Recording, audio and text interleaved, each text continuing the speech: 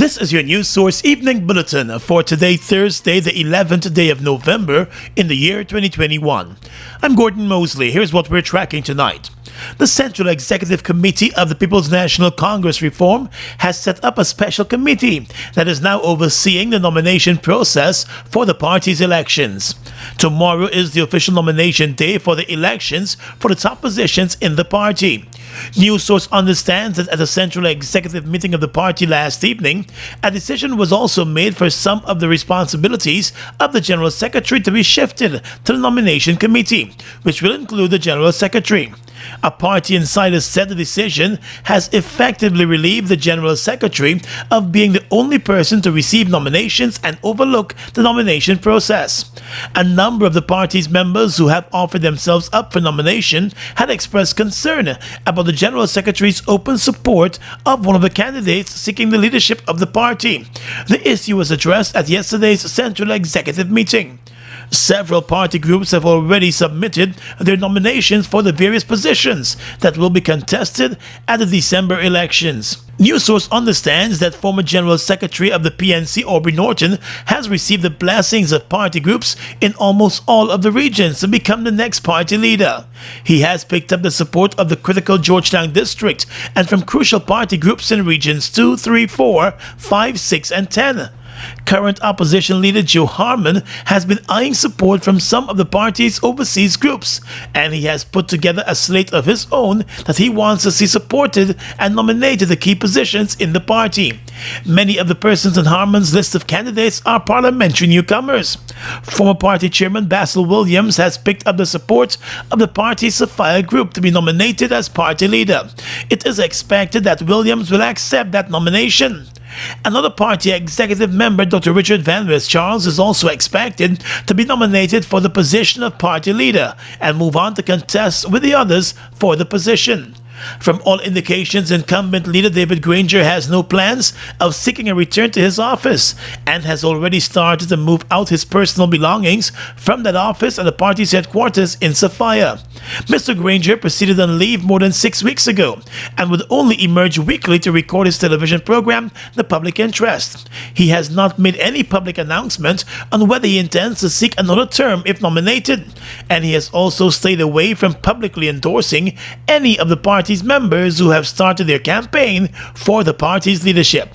The PNCR Congress and elections are set to take place on the 11th of December. More news coming up in a moment.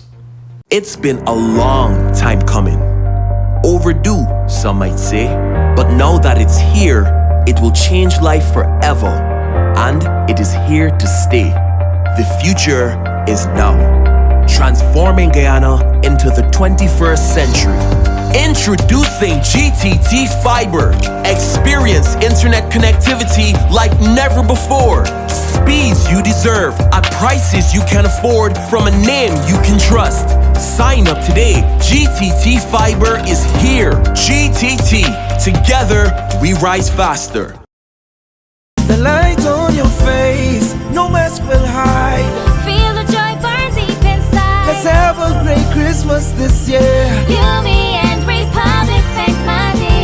Whatever you need, light up your Christmas with Republic Bank and get a chance to win $825,000 in cash prizes. Plus, get a chance to give a family a Christmas hamper in your name. Log on to republicguyana.com for more details. Let's light up Christmas. Republic Bank, we're the one for you. We've got exciting news! All 12-ounce yellow cab Buster are now only $100. Buster, live in Come full get color. your Buster, Buster $100. Come get your Buster, Buster $100. Mobile Delvac and all other mobile lubricants are distributed by Salt Guyana Inc. Mobile Delvac and all other mobile lubricants are distributed by Salt Guyana Inc.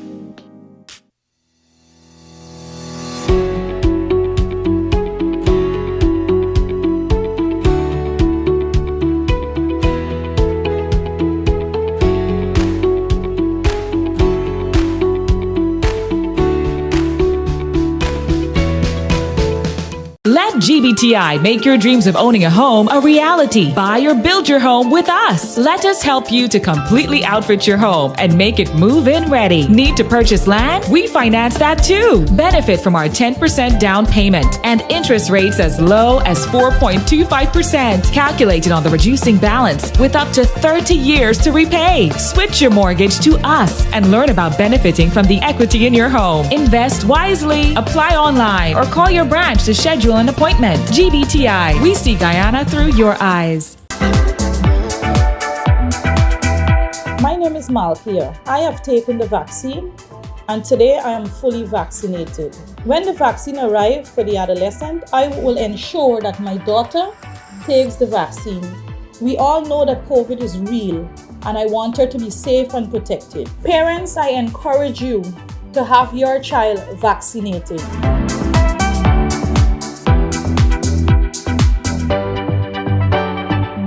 Welcome back. Well, the recently appointed acting town clerk of the city of Georgetown, Candace Nelson, is accusing the mayor and some of the councillors on the city council of creating a hostile work environment with their regular attacks on her. Ms. Nelson called a press conference this morning to complain about the treatment she continues to receive at the Georgetown City Council.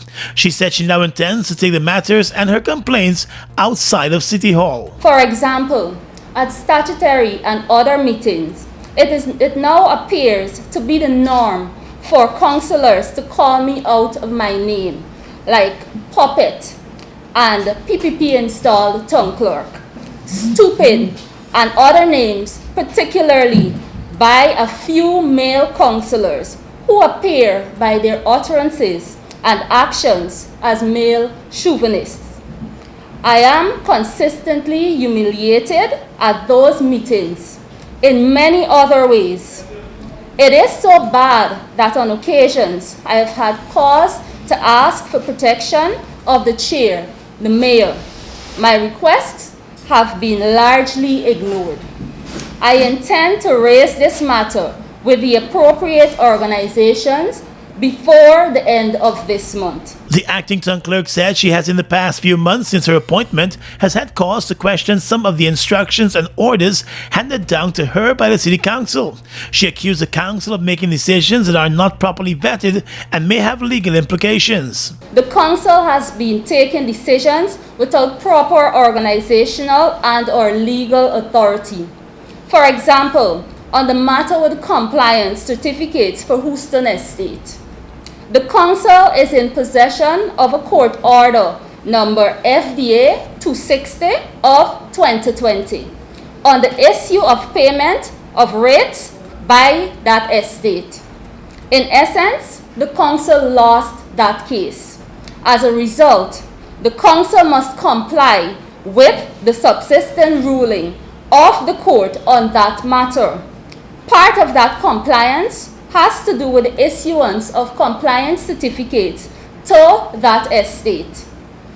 Further, the council received legal advice from its attorney to comply with the order of the court. I discovered a file in which His Worship advised the former town clerk not to regard that advice and in fact continued to prevent Houston Estate from being issued with the requested documents. Even after that was brought to the attention of the council, the mayor insisted that the council should not give the certificate to that estate. The town clerk said there have been decisions made by the court regarding issues that the court's decisions have not been followed by the council. She also said that when it comes to some issues, the Georgetown City Council could be seen as double dealing and not taking a well-grounded position. She highlighted an issue of the council not wanting the town clerk to issue compliance and sanitization certificates to one company, despite a court order, but being willing to present the same documents to another company, although that other company has outstanding taxes for the council. The town clerk said the city council has found itself trying to make administrative decisions more than policy decisions. Since the appointment of the acting town clerk, the mayor and a number of the councillors have accused her of going beyond her job and making decisions outside of the council. The tension between the town clerk and the mayor and councillors is nothing new at the Georgetown City Council. Over the years, different councils and town clerks have shared similar tense relations. Deputy Speaker of the National Assembly and leader of the Liberty and Justice Party, Lennox Schumann, has written to the chairman of the Elections Commission urging her to seek help from outside of GECOM for the hiring of the Chief Elections Officer and the other top GECOM positions. On Tuesday, the GECOM chairman joined the government-nominated commissioners and voted against a motion submitted by the opposition-nominated commissioners for an independent panel to be set up to assist in the hiring process of the top election officers. In wake of that decision to turn down that motion, the Deputy Speaker, in his letter to the GECOM chairman, asked her to use her office to seek external support for the hiring process for the very important positions at the Elections Commission. Mr. Schumann said the troubles of the political history of Guyana and the troubles that reoccur are but a few page turns away, adding that there continues to be two political parties that purport to represent Guyana sitting on the commission, when in fact both sides are partisan. He reminded that the last election saw arguably the largest number of observer missions, and in all the reports there have been consistent calls for a revision of a variety of processes to ensure an impartial and unbiased commission. Mr. Schumann said the commission should be guided to solicit and accept support from its international partners to conduct the hiring process to fill the important offices and restore the integrity, credibility, and public confidence in the commission. He said without that independent help, there is a public fear that the status quo at GECOM will once again lend itself to political manipulation. The main opposition coalition and at least the leadership of one of the non-parliamentary parties have also called for the hiring to be done by an independent panel. GECOM recently advertised vacancies for a number of top positions, including Chief Elections Officer and Deputy Chief Elections Officer. Several applicants responded to the vacancies. The positions became vacant following the termination of the contracts of the previous holders of those positions. Well, the Marcus Bisram saga reached the Caribbean Court of Justice today, with the murder accused asking the court to declare that Section 72(1) of the Criminal Law Act, which allows the Director of Public Prosecutions to direct that a case goes to trial in the High Court, as unconstitutional. It was that section that the Director of Public Prosecutions, Shalimar Ali-Haq, used to have Bisram rearrested after he was initially freed of the murder charge due to insufficient evidence at the magistrate's court level. Bisram, who was rearrested, was released again after High Court Judge Simone Morris Ramlal ruled that his incarceration was unlawful. Following his release, the DPP sought and was granted an order by the Court of Appeal to overturn the High Court's decision. In court today, Bisram's attorney Darshan Ramdani said Section 72 of the Criminal Law Offences Act creates a direct problem with Article 122 of the Constitution. And that when a magistrate is exercising a power, or when a magistrate is following the direction of a DPP under a law predating the Constitution, that is on collision with these core constitutional principles, and such a law must be declared invalid. In response, the Director of Public Prosecution, Shalimar Ali-Haq, argued that while the Constitution provides for an independent judiciary, Section 72(1), which gives her the powers to reinstate the preliminary inquiry against Bisram, is not a usurpation of the functions of the judiciary, nor does it impede on the independence of the judiciary. And when the DPP acts under Section 72, the DPP is continuing a criminal charge. This is not a judicial function. What may be considered a quasi-judicial function is the direction to the magistrate. And that direction itself does not affect any judicial powers. Bisram's attorney wants the CCJ to bring the matter to an end, while it is the contention of the DPP that there is enough evidence against Bisram to have him tried for the murder. Bisram was accused of orchestrating the murder of Fayaz Naraindat, a 27-year-old carpenter, back in 2016. Naraindat's body was found on the number 70 public road in quarantine. His death was initially reported to be a result of a hit-and-run accident, but later proven to be murder. It was later reported that Bisram allegedly made sexual advances to Naraindat, who objected to those advances. A number of other persons are awaiting trial in the same murder case. The Demerara Harbour Bridge will be closed for 8 hours on Saturday and another 8 hours on Sunday to allow major installments on the bridge's retractor span. According to a statement from the management at the bridge, the repairs are urgent and important. It was explained that the repairs are crucial since the spans form part of the retraction section of the bridge. The maintenance operation will be conducted on Saturday and Sunday between the hours of 9 p.m. and 5 a.m. on both days. Once the works are completed, it should eliminate the structural deficiencies and further improve the bridge's condition, geometric safety, and load carrying capacity. The Demerara Harbour Bridge Company has apologized for the inconvenience that they know will be caused. 3 more COVID-19 related deaths have now taken the country's death toll to 955. In a release this afternoon, the Ministry of Health revealed that 2 of the 3 latest fatalities were unvaccinated persons, while the other was fully vaccinated. The country has also recorded 94 new cases, and there are 17 persons in the COVID-19 intensive care unit. The total number of active cases in the country still stands at just over 2,200, with 53 of those persons hospitalized.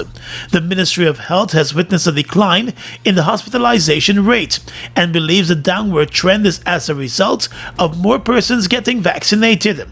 Partially vaccinated persons are still being encouraged to return for their second dose shots to complete the vaccination process. Farfan & Mendes is committed to promoting development through quality, service, and integrity. Customers are guaranteed genuine products, reliability, and excellence in service. Their corporate head office at Providence affords you the added convenience of a spacious showroom with secured parking.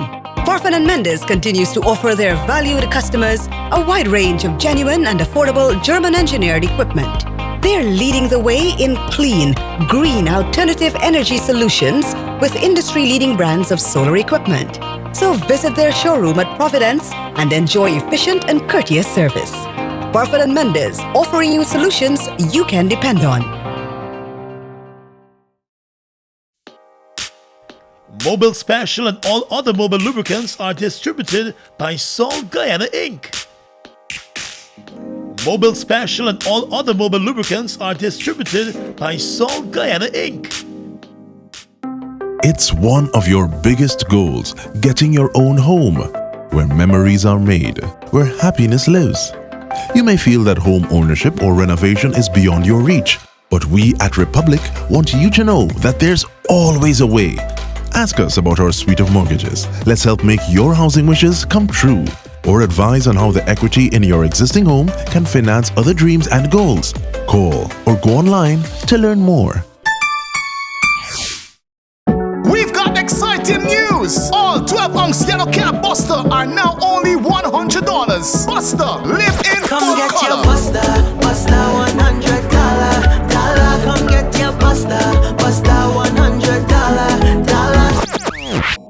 We are legions of men standing strong, but never too proud to stoop and help someone. We must send a clear signal to all.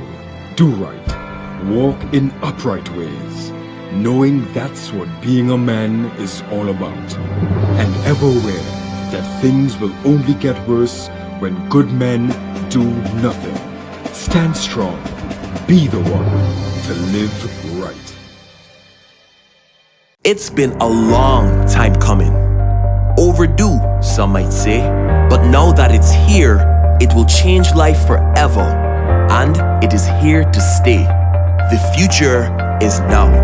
Transforming Guyana into the 21st century. Introducing GTT Fiber. Experience internet connectivity like never before. Speeds you deserve at prices you can afford from a name you can trust. Sign up today. GTT Fiber is here. GTT. Together, we rise faster. Fuel it up and drive, super 95. Tune up. Fuel it up and drive, super 95. Tune up. Protect your fuel system, boy. High mileage and performance, boy. Guy Super 95 gasoline gives you more reasons to drive and is available at 56 service stations nationwide. For affordable price, high performance, and high mileage, choose Guy Super 95 gasoline.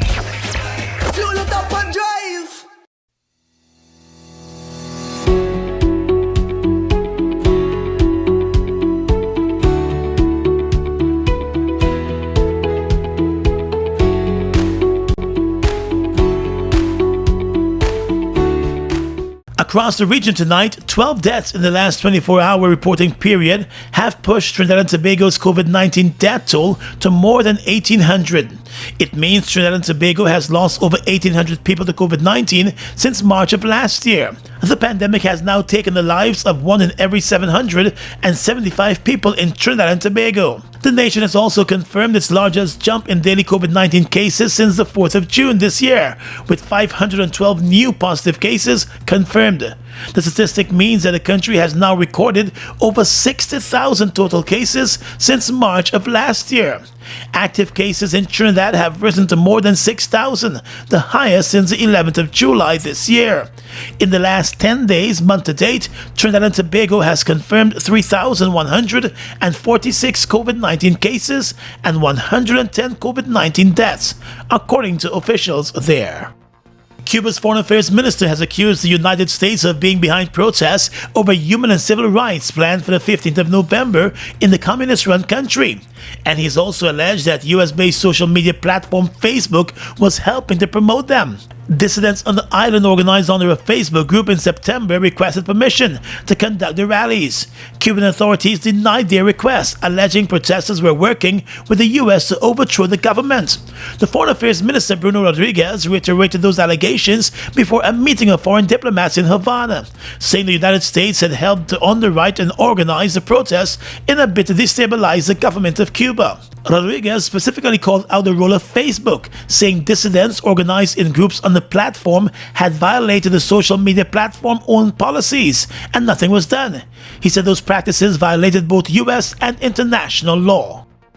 And finally tonight, international news. The leader of Belarus has threatened to cut off gas supplies to Europe if sanctions are imposed over an escalating migrant crisis at the country's border. Thousands of people are at the border with Poland, enduring freezing conditions in the hope of crossing into the European Union. EU officials have accused Belarus of provoking the crisis to undermine its security, an allegation the country has denied. In retaliation, the EU is reportedly planning a fresh package of sanctions. But today, the country's longtime authoritarian leader Alexander Lukashenko warned that if they impose additional sanctions on Belarus, they will respond. He said Belarus is heating Europe and now Europe is threatening Belarus. His comments raised fresh fears amid worsening natural gas shortages and rising prices in Europe. And that's your News Source Evening Bulletin for tonight. I'm Gordon Mosley, reporting and encouraging you to stay safe.